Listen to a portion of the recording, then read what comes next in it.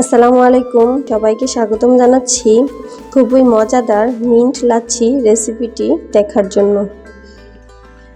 পুদিনা আর দইয়ের লাচ্ছি তৈরি করা খুবই সহজ আর অল্প কিছু উপকরণেই তৈরি করে ফেলা যায় এই দই লাচ্ছি। আর এই লাচ্ছিটা তো খেতে অসম্ভব মজা। চলুন তাহলে কথা না বাড়িয়ে চলে যাচ্ছি পুরো রেসিপিতে। আজকের মিন্ট লাচ্ছি তৈরির জন্য আমি একটা মিষ্টি জাতীয় দই ব্যবহার করছি।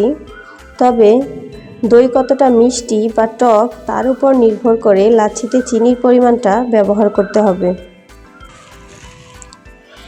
মিন্ট লাচ্ছি তৈরি করার জন্য একটা ব্লেন্ডারের জাগে নিয়ে নিচ্ছি প্রায় 250 গ্রামের মতো দই, আর সাথে প্রায় 2 টেবিল চামচের মতো পুদিনা পাতা, 1 টেবিল চামচের মতো ধনিয়া পাতা, আর মিষ্টির জন্য দিয়ে দিচ্ছি 1 টেবিল চামচ চিনি, আর দিচ্ছি 1/4 চা চামচের মতো কালো গোলমরিচের গুঁড়া এবং প্রায় 150 গ্রামের মতো নিয়েছি ঠান্ডা পানি।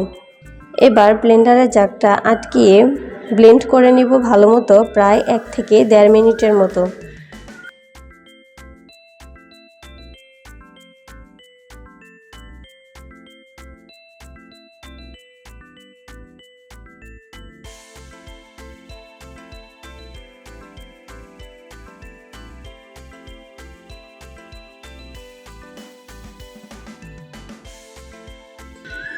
বাস তৈরি হয়ে গেল ঠান্ডা ঠান্ডা মিন্ট লাচ্ছি।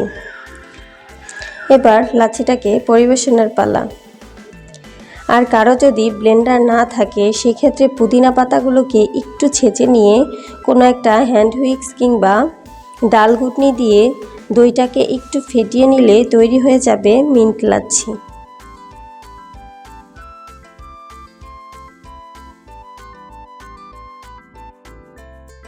পরিবেশনের আগে আমি এখানে কয়েক টুকরো বরফ দিয়ে দিচ্ছি আর সাথে দিচ্ছি উপর থেকে কিছু পুদিনা পাতা।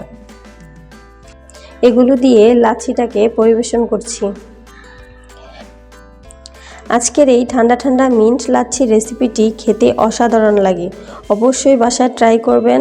ভালো লাগলে একটি লাইক দিবেন, আর রেসিপিটি কেমন লেগেছে অবশ্যই কমেন্টস করে জানাবেন। আর আমার চ্যানেলটি সাবস্ক্রাইব করার অনুরোধ রইল। আল্লাহ হাফেজ।